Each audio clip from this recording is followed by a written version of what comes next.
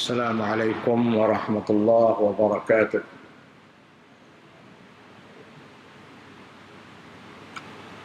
الحمد لله رب العالمين والصلاة والسلام على أشرف المرسلين وعلى آله وأصحابه أجمعين.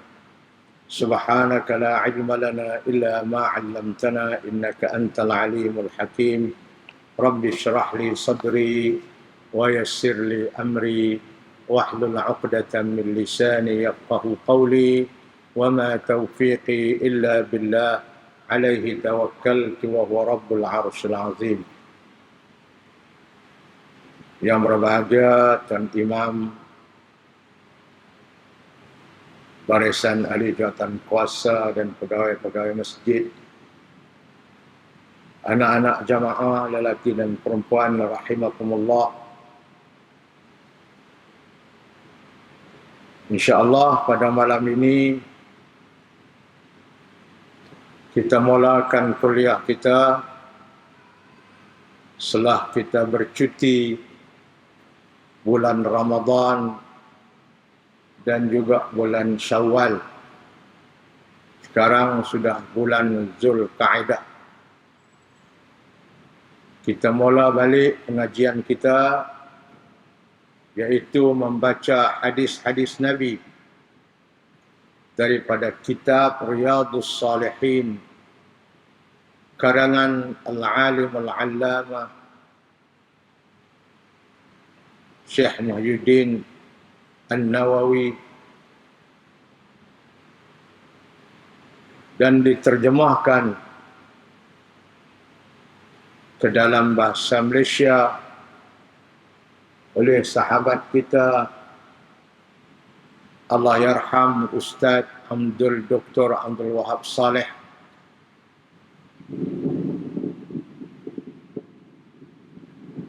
Dia adalah pensyarah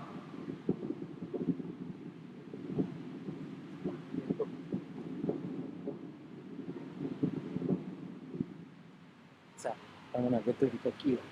Jadi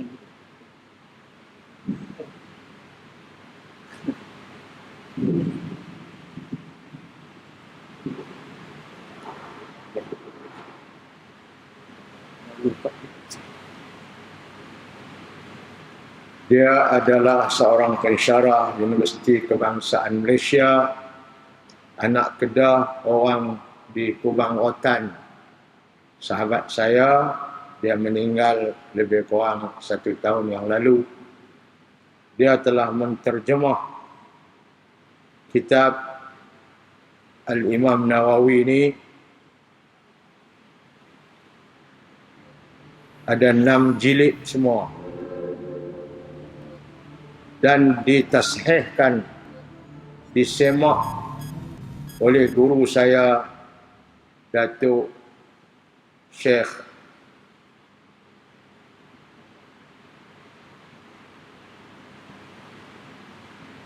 Mufti Kelantan dulu, yang juga telah meninggal dunia, Syekh Ismail Yusuf.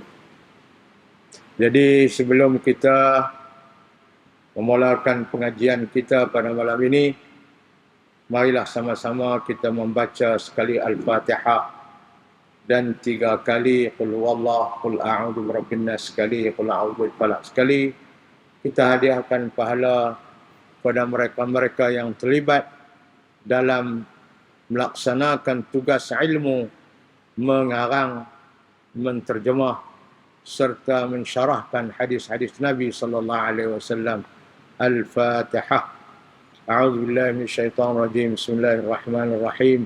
Alhamdulillahi rabbil alamin arrahmanir rahim maliki yaumiddin. Iyyaka na'budu wa iyyaka nasta'in. Ihdinas siratal mustaqim. Siratal ladzina an'amta 'alaihim ghairil maghdubi 'alaihim waladdallin. Amin. Bismillahirrahmanirrahim. Qul huwallahu ahad. Allahus samad. Lam yalid wa lam yulad wa lam yakul lahu kufuwan ahad. Bismillahirrahmanirrahim. Qul huwallahu ahad. Allahus samad. لم يلد ولم يولد ولم يكن له كفوا أحد. بسم الله الرحمن الرحيم. قل هو الله أحد الله الصمد لم يلد ولم يولد ولم يكن له كفوا أحد. لا إله إلا الله الله أكبر. بسم الله الرحمن الرحيم. قل أعوذ برب الفلق من شر ما خلق ومن شر غاسق إذا وقب ومن شر النفاثات في العقد ومن شر حاسد إذا حسد. لا إله إلا الله والله أكبر. بسم الله الرحمن الرحيم. قل أعوذ برب الناس ملك الناس إله الناس من شر الوسواس الخناس الذي يوسوس في صدور الناس من الجنة والناس. لا إله إلا الله والله أكبر. Alhamdulillah. Dan kita sampaikan pahala bacaan kita ini kepada junjungan Nabi Muhammad, para sahabat-sahabat baginda, isteri-isteri baginda, dan kepada mereka-mereka yang kita sebut tadi yang terlibat di dalam mengendalikan dan menyampaikan ajaran hadis Nabi ini kepada kita di dalam bahasa Malaysia kita. Alhamdulillah. Jadi malam ni orang yang ada kitab, buka muka surat 135. Hadis yang ke-79. Dalam bab kelebihan menangis kerana takut kepada Allah dan rindu kepadanya. Kita menangis kerana takut kepada Allah dan kita menangis kerana rindu kepada Allah. Inilah yang dilakukan oleh para awliya illah.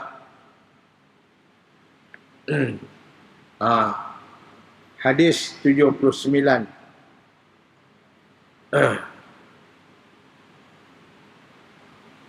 Kita baca ada hadis ni. Bacalah pelan-pelan. Wa anhu qala قال أبو بكر لعمر رضي الله عنهما بعد وفاة رسول الله صلى الله عليه وسلم انطلق بنا إلى أم أيمن رضي الله عنها نزورها كما كان رسول الله صلى الله عليه وسلم يزورها. فلما انتهيا إليها بكت فقال لها ما يبكيك أما تعلمين أنما عند الله خير لرسول الله صلى الله عليه وسلم.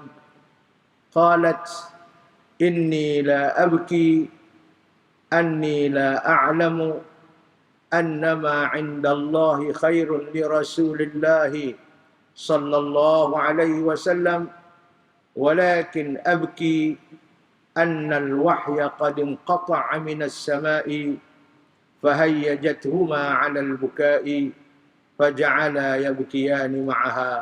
رواه مسلم. Itu hadis dia. Cerita hadis ni selepas Nabi sallallahu alaihi wasallam wafat,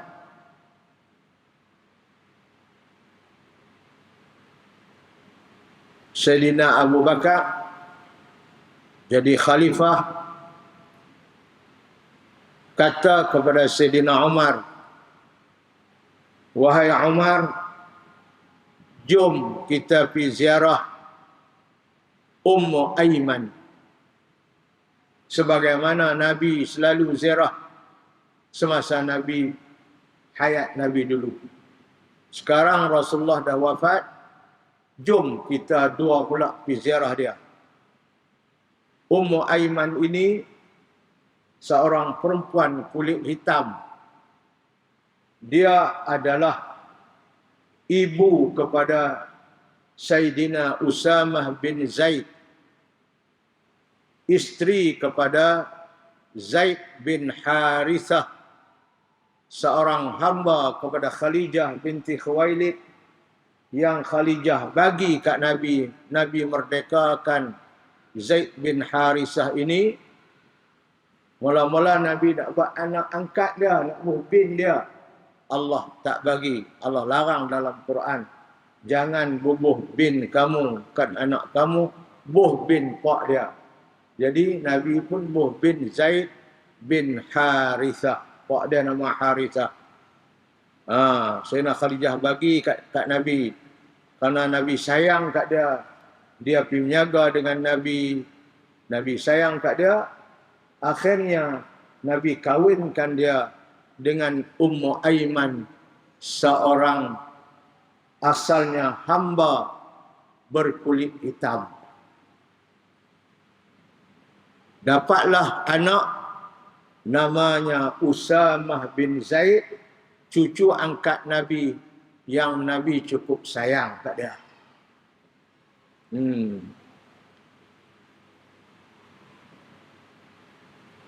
Ummu Aiman ini asalnya hamba sahaya kepada tuan Nabi Abdul Muttalib. Kemudian sebelum Abdul Muttalib mati, dia bagi Ummu Aiman ini kepada ayah Nabi Abdullah, hamba. Kemudian apabila ayah Nabi mati, maka Ummu Aiman ini duduk dengan mak Nabi. Kemudian mak Nabi lahirkan Nabi, dia duduk jaga Nabi. Dia duduk jaga Nabi. Kan Nabi beranak, ayah dah tak ada, dia lah duduk jaga Nabi, duduk pesuh Nabi apa semua. Ummu Aiman ni banyak sangat jasa dia kepada Nabi. Sebab itu apabila dia tua, duduk di rumah dia, Nabi pergi ziarah dia selalu. Nabi ziarah dia.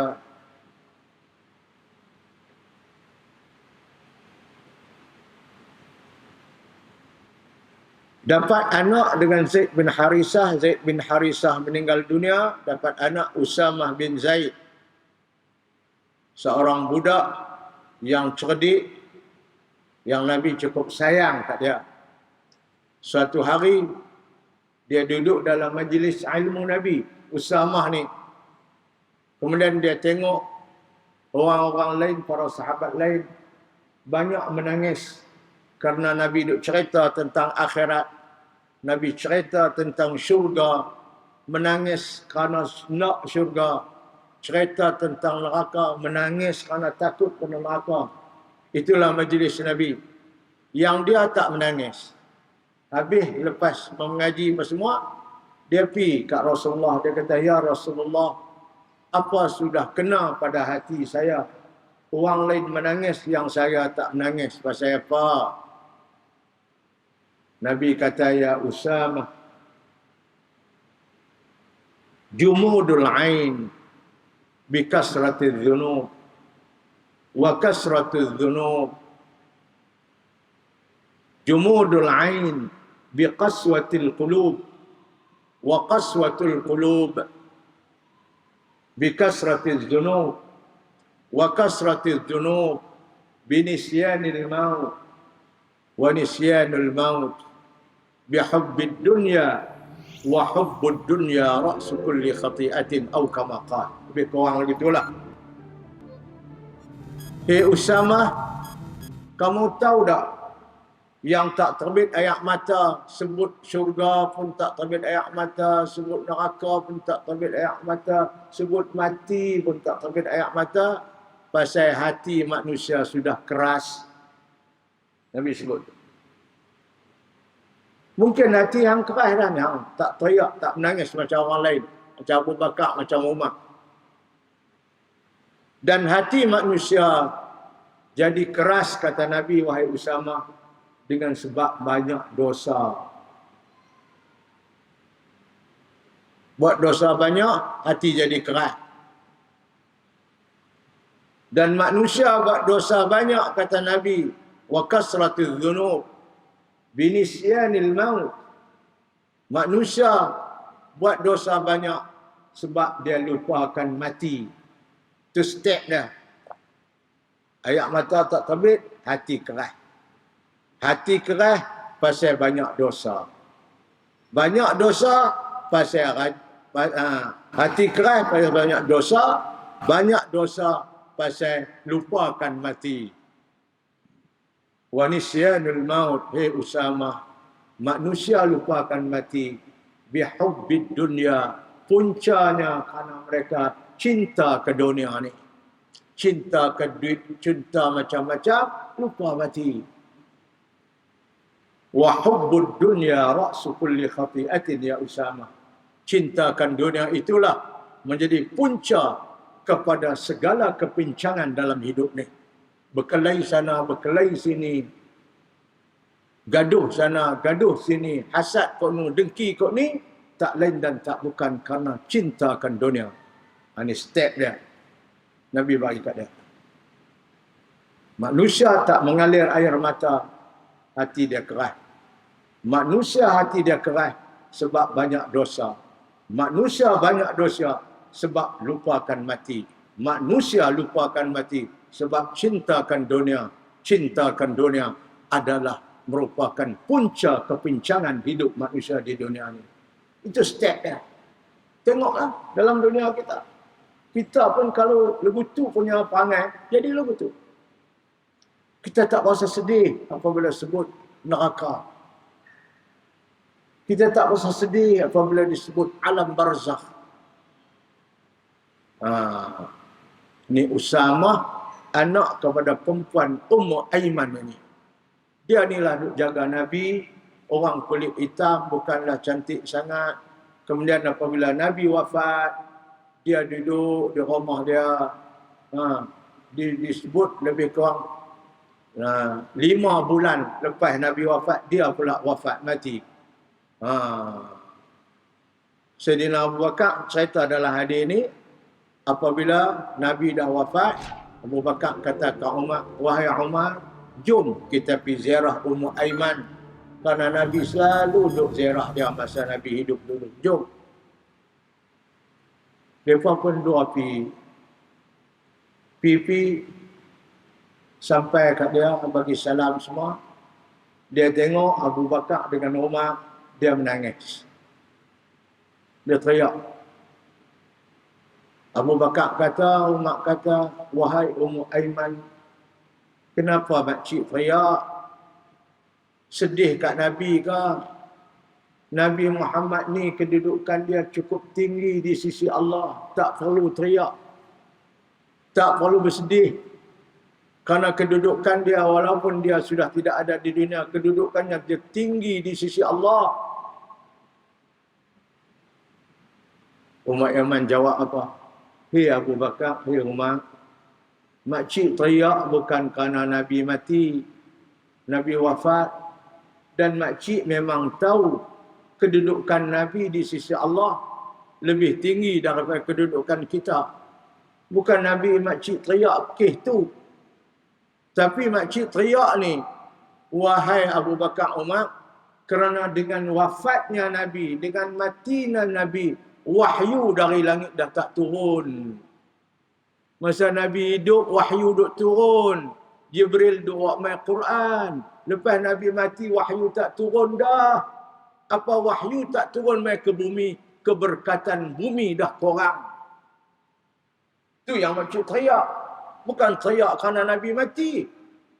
Makcik tahu Nabi Muhammad kedudukannya tinggi di sisi Allah. Tapi makcik sedih ni, dengan sebab kematian dan kewafatan Nabi, wahyu sudah tidak turun lagi. Keberkatan bumi sudah tidak ada lagi. Abu Bakar dengar dengan Umar, dengar makcik tu kata begitu. Depa pula teriak. Teriak bukan main Abu Bakar, sedihnya. Pasal apa? Dengan kewafatan Nabi, wahyu tak turun dah. Wahyu dari langit tak turun, keberkatan bumi sudah tidak ada, sudah berkurangan. Itu cerita dia. Ceritanya menangis kerana Allah. Menangis kerana rindukan Allah, rindukan wahyu, rindukan segala-gala. Inilah Imam An-Nawawi ambil hadis ni, cerita Abu Bakar dengan Ummu Aiman ni, dia bubuh dalam bab apa dia? Kelebihan menangis kerana takut kepada Allah dan rindu kepadanya dan kepada kitabnya, wahyunya. Wa anhu qala, dan daripada Sayyidina Anas bin Malik. Ni hadis ni Sayyidina Anas riwayat.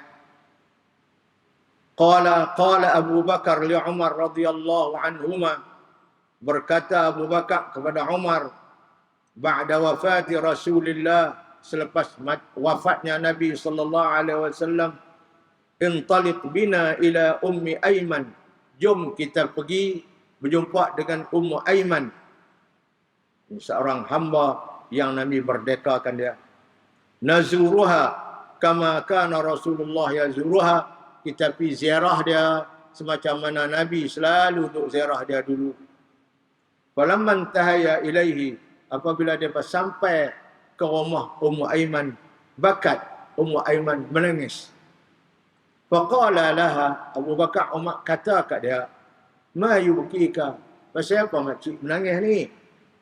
Ama ta'lamina anna ma 'inda Allahi khairun li Rasulillah, makcik tak tahukah yang Rasulullah ini dia mendapat kebaikan yang besar, kebaikan yang banyak di sisi Allah, tak perlu menangis. Kedudukan dia di sisi Allah tinggi.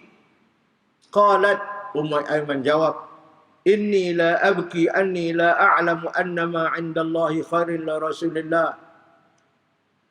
Makcik menangis ni bukan kerana makcik tak tahu yang kedudukan Nabi itu tinggi di sisi Allah. Bukan pasal itu makcik menangis. Walakin abki, tapi makcik menangis ni, annal wahya qad inqata'a minas sama', kerana makcik sedih wahyu sudah terputus, tak turun lagi dari langit. Wahyu tak ada. Fahayyajatuhuma 'alal buka, maka jawapan Ummu Aiman itu menyebabkan Abu Bakar dan Umar pula menangis. Faja'ala yabkiyani ma'aha, maka Sayyidina Abu Bakar dan Umar itu menangis bersama-sama dengan dia. Ini dia tuan-tuan, cerita Ummu Aiman. Katanya lepas 5 bulan Nabi wafat, dia pula meninggal dunia. Daripada Anas radhiyallahu anhu katanya, Abu Bakar berkata kepada Umar radhiyallahu anhuma, selepas wafatnya Rasulullah sallallahu alaihi wasallam, apa dia kata? Marilah kita pergi menziarahi Ummu Aiman radhiyallahu anha, sebagaimana yang dilakukan oleh Rasulullah sallallahu alaihi wasallam. Lalu apabila kami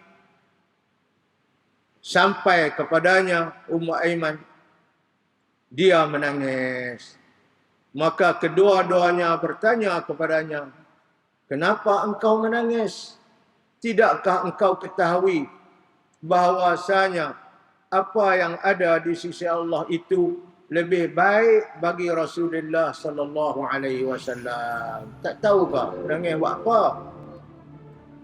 Ummu Aiman menjawab, sesungguhnya aku menangis bukan kerana aku tidak tahu apa yang ada di sisi Allah itu lebih baik bagi Rasulullah sallallahu alaihi wasallam, bukan pasal itu, tetapi aku menangis kerana wahyu telah terputus daripada langit. Maka kata-kata yang demikian menyentuh perasaan mereka.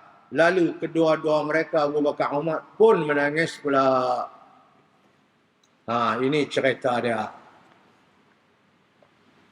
Apa pengajaran kita dapat daripada hadis ini? Dia buat kesimpulan, ada 6 pengajaran yang kita dapat.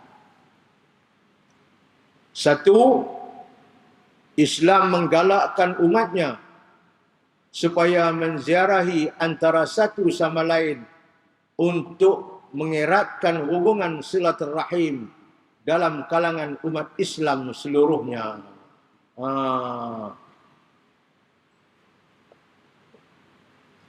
Kedua, selalu menziarahi orang alim adalah satu amalan baik yang digalakkan oleh Islam bagi tujuan mendapat ilmu dan berkat daripada mereka. Ni ziarah orang alim ni. Saya 2 minggu lepas, saya pergi ziarah guru saya di Mesir. Saya pergi duduk sana 8 hari. Lepas raya tu saya pergi duduk 8 hari. Kebetulan dia pula uzur, jatuh kursi roda, patah paha. Saya pergi di hospital pakar dan memang tak boleh ziarah siapa pun. Tapi saya minta juga, dia nak ziarah. Dia pun duduk tidur, tak boleh bergerak. Saya pergi sampai kat dia, dia menangis. Guru saya ni, Dr. Ahmad Omar Hashim, bekas rektor Universiti Al-Azhar, seorang ulama hadis yang terkemuka di Mesir. Dia menangis, saya pun menangis.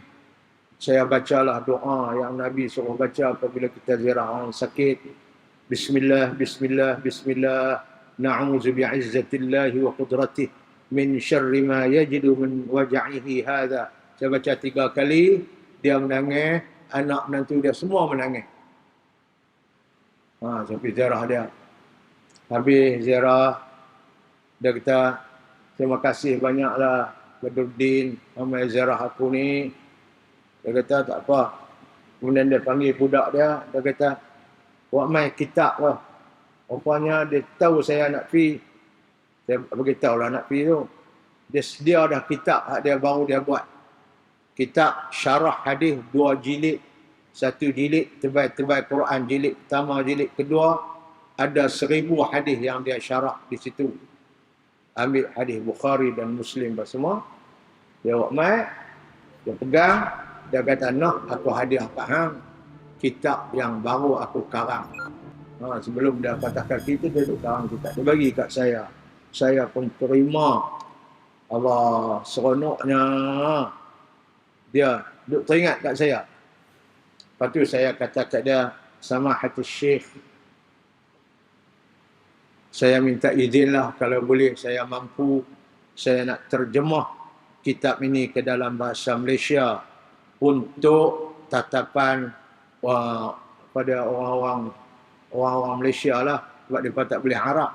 Dia kata, ya ahlan wa sahlan. Dia kata, aku sonok sangatlah kalau hang boleh terjemah, sebab orang lain pada Arab pun dapat faedah daripada kitab yang aku buat ni. Tak apalah, saya balik baca dulu. Saya kata, kalau saya mampu, saya terjemah takat saya boleh. Kemudian dia minta lagi satu kertas begitu, cetak. Dia bagi kat saya.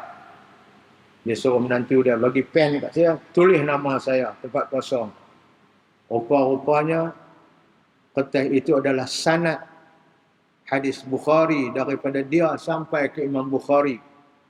Saya tengok guru-guru dia daripada kat dia sampai ke Imam Bukhari seramai 16 orang.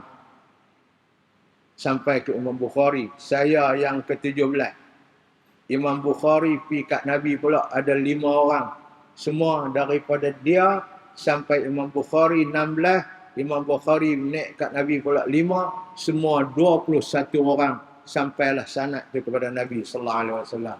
Dia bagi kat saya sanad tu, dia kata, ambil ini sebagai silsilah sanad untuk hadis-hadis Nabi sallallahu alaihi wasallam. Saya terima. Allah, saya kata, ini lebih berharga daripada sijil PhD. Bukan senang dia nak bagi ke orang yang tertentu. Alhamdulillah. Saya pergi ziarah dia. Kita menangis. Sebab dia patah kaki. Dia sonok menerima kita. Kita pun sedih tengok dia tak boleh bangkit. Kemudian saya ziarah juga orang-orang lain. Bekas Mufti Mesir, Dr. Ali Jum'ah. Saya pergi rumah dia. Sembang dengan dia, saya tak kenal dia. Saya tak pernah mengaji kat dia. Tapi hak tadi ni, guru saya betul. Saya pergi sembang dengan dia. Rumah dia, kita minta nak ziarah, dia benar. Saya pergi, bekas Mufti Mesir. Saya cakap Arab dengan dia. Saya kata, Syekh, saya dah hafal satu doa yang Syekh bagi, iaitu doa untuk menghadapi wabak ni, COVID-19 ni. Doa Syekh bagi, saya dah hafal, saya nak hafal depan Syekh ni, dan saya minta Syekh ijazah doa ni kat saya. Saya pun baca depan dia. Tahassantu bidhil izzati wal jabarut, wa'tasamtu bi rabbil malakut, wa tawakkaltu 'ala al-hayy alladhi la yamut. Isrif 'anna al-adha innaka 'ala kulli shay'in qadir. Isrif 'anna al-adha innaka 'ala kulli shay'in qadir. Isrif 'anna al-adha innaka 'ala kulli shay'in qadir. Astajizukum ya Syekh. Saya kata, saya minta ijazah lah. Tuan Syekh bagi ijazah doa ni. Dia kata, tayyib, ajaztu laka hadha doa. Saya pun jawab, qabiltu. Dia ijazah lah doa ni kat saya. Itu kita jumpa orang alim. Ijazah kat kita. Saya tak pernah jumpa dia, tapi Alhamdulillah pergi masjid kali ini dapat jumpa dia. Kemudian saya berjumpa lagi seorang alim namanya Abdul Ba'is Al-Kattani di Iskandaria. Saya pergi-pergi, dia tengah duduk mengajar dalam kelas dia, di masjid dia. Dia mengajak-ngajak, saya sampai, saya duduk dalam bilik dia. Kemudian lepas mengajak, saya pergi jumpa dia, dia pun seronok. Dia pernah datang ke Negeri Kedah ni sekali. Tapi lah dia tak larat dah tua. Dia pun duduk, panggil kursi, dia pun cerita kat orang dalam kelas. Ini dia kata, dia pun ni datang daripada Malaysia, gini. Alhamdulillah. Saya dapat jumpa dengan 3 orang ulama besar daripada Mesir. Kemudian saya pergi ziarah lagi, hak sudah mati. Antaranya Imam Syafi'i, kubur dia ada di Mesir. Kemudian sahabat Nabi, Uqbah bin Amir, sahabat Nabi, Amr bin al-As. Kemudian seorang ulama, Ibn Hajar al-Asqalani, yang buat kitab Fathul Bari. Saya berziarah semua kubur mereka. Kemudian satu hari saya ambil pula pergi ziarah kubur Syekh Abdul Halim Mahmud, Imam al-Akbar, Imam Azhar dulu. Kemudian saya pergi ziarah pula kubur Syekh Mutawalli Sya'rawi. Dia buat kubah dia tu cukup cantik, kubur mereka ni. Ulama besar-besar ni kita pergi ziarah.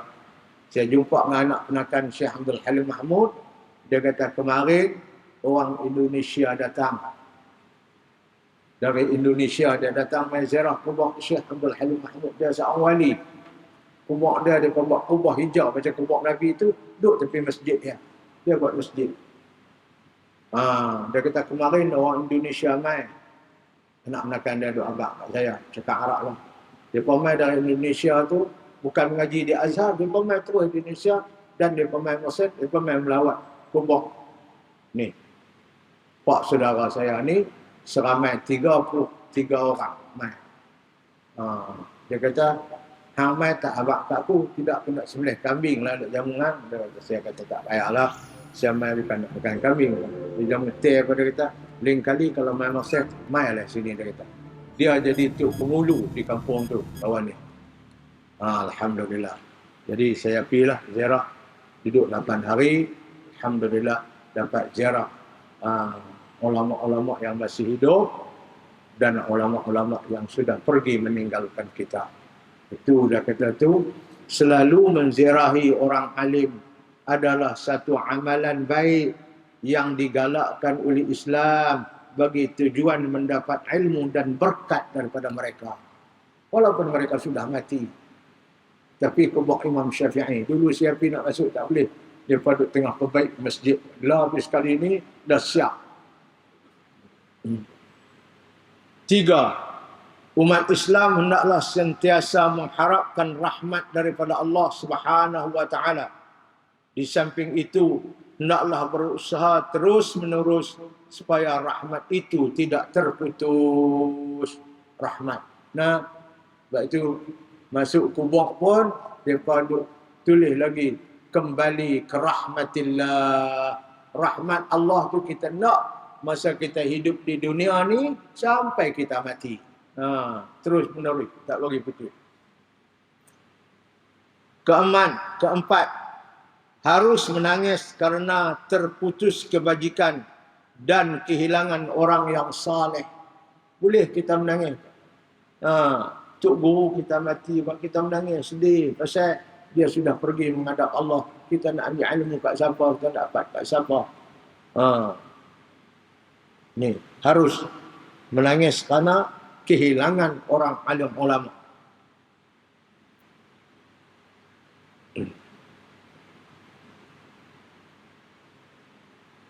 Kemarin saya pergi Kelantan, pergi ziarah kubur tok guru saya di Kelantan. Dan tok guru ayah saya. Alhamdulillah, pergi ziarah kubur mereka, duduk, kita berdoa kepada mereka, sedih. Mereka dulu banyak menyampaikan ilmu.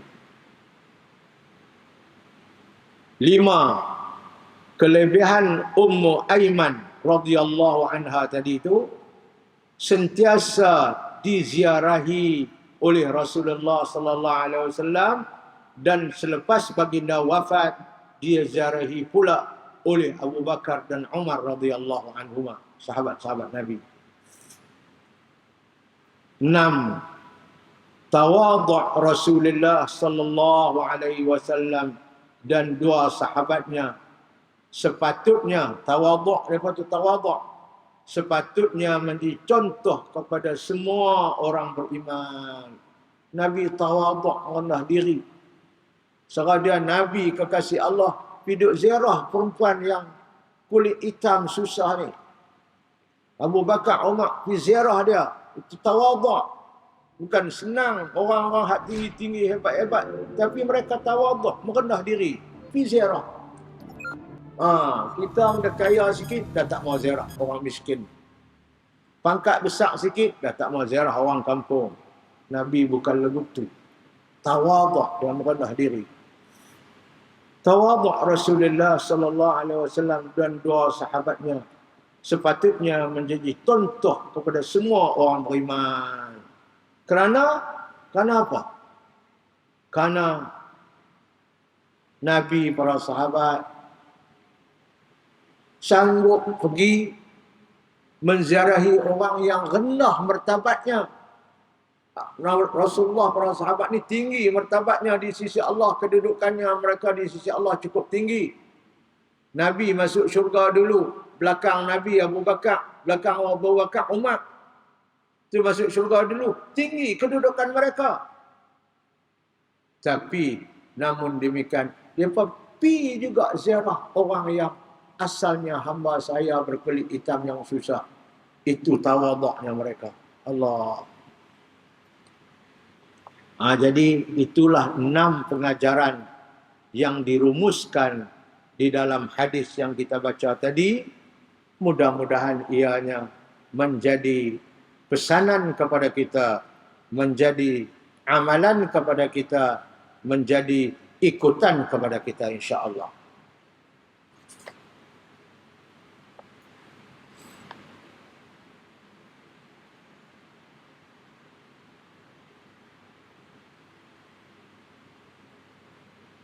Hadis 80 pula kita baca.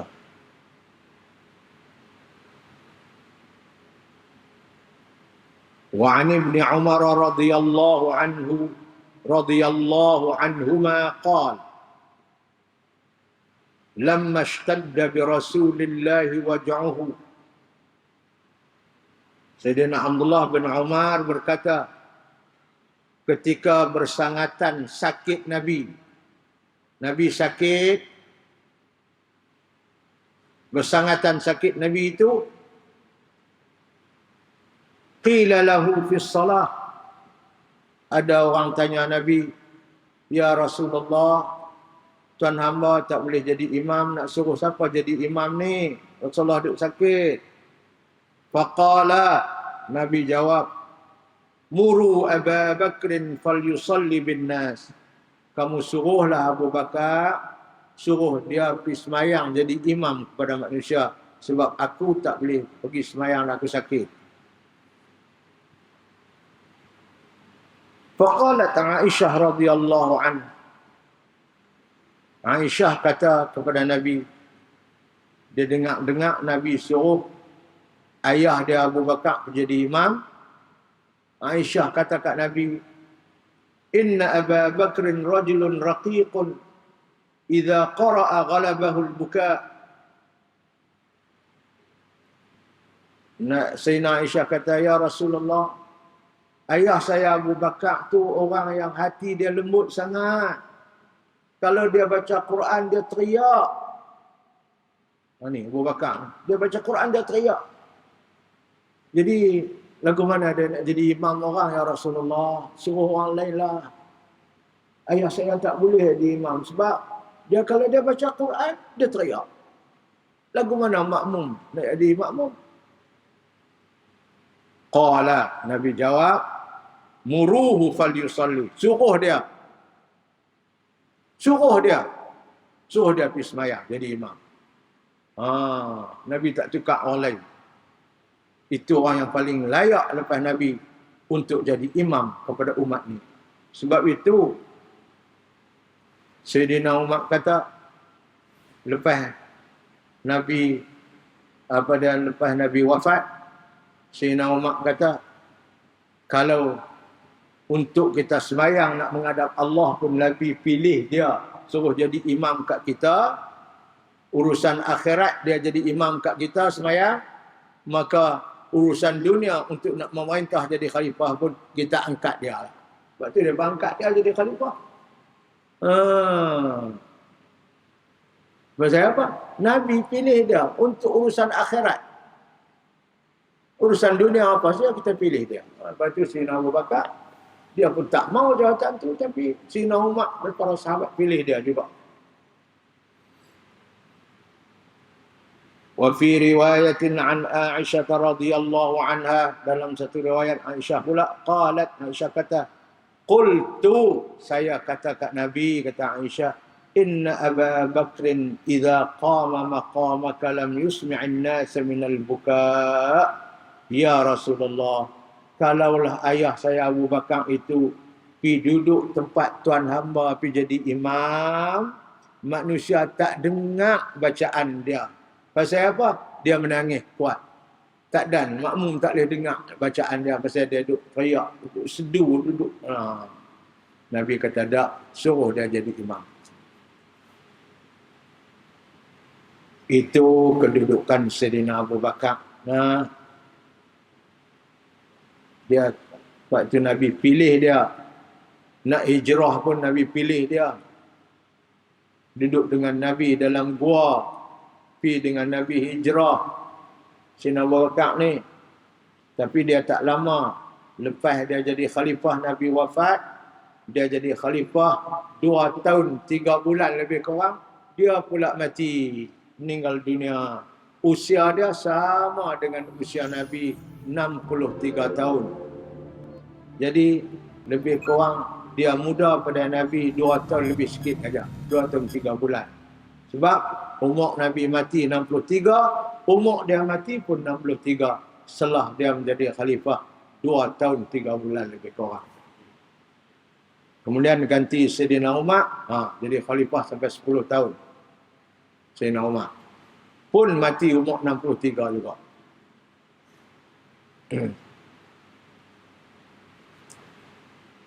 Ini manusia-manusia yang cukup tinggi kedudukannya. Sebab itu disebut lepas Nabi masuk syurga, Sayyidina Abu Bakar lah orang yang di belakang Nabi. Daripada Ibnu Umar radhiyallahu anhuma katanya, ketika Rasulullah sallallahu alaihi wasallam sakit kuat, ditanya kepada baginda, siapakah yang akan menjadi imam sembahyang? Lalu baginda menjawab, suruhlah Abu Bakar menjadi imam sembahyang kepada orang ramai. Maka Aisyah, ni anak Abu Bakar radhiyallahu anha, berkata, dia tahu sangatlah ayah dia tu lagu mana. Sesungguhnya Abu Bakar adalah seorang lelaki yang lembut hati, apabila membaca Quran dia selalu menangis. Dia nak jadi imam lagu mana ni orang lagu ni? Baginda bersabda, suruhlah dia menjadi imam sembahyang. Di dalam riwayat lain daripada Aisyah radhiyallahu anha katanya, aku berkata, sesungguhnya Abu Bakar apabila menggantikan tempat engkau ya Rasulullah sebagai imam, dia tidak dapat memperdengarkan suaranya disebabkan tangisannya. Lagu mana dia yang imam? Nabi tak. Nabi kata dia juga. Dialah yang paling layak selepas aku jadi imam. Lepas tu Nabi pernah semayang di belakang dia.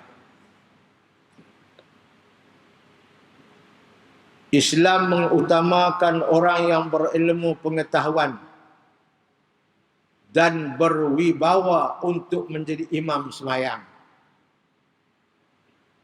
Hadis ini menunjukkan juga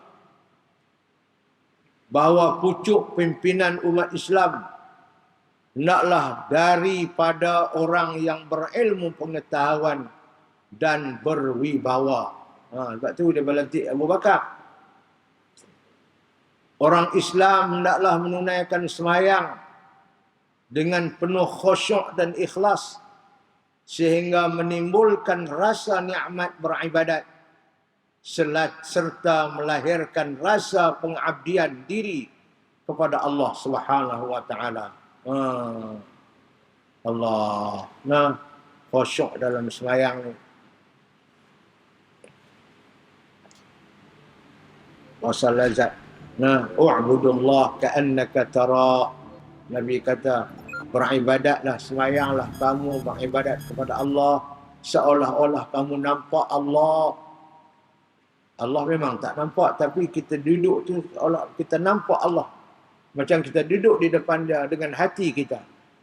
Fa illam takun tara, kalau kamu tak boleh nak tengok Allah, fa innahu yaraka, Allah tetap tengok kamu. Kita duduk diri atas tikar semayang, Allah perhati kita, Allah tengok kita dengan pandangan rahmat dia. Sebab tu hati kita kalau boleh jangan ingat mata.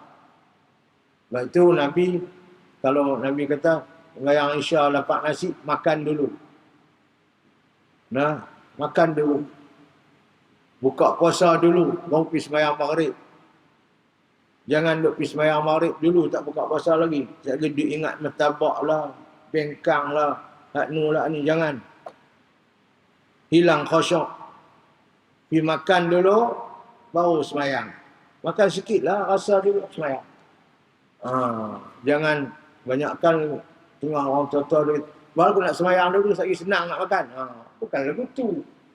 Hati kita tu.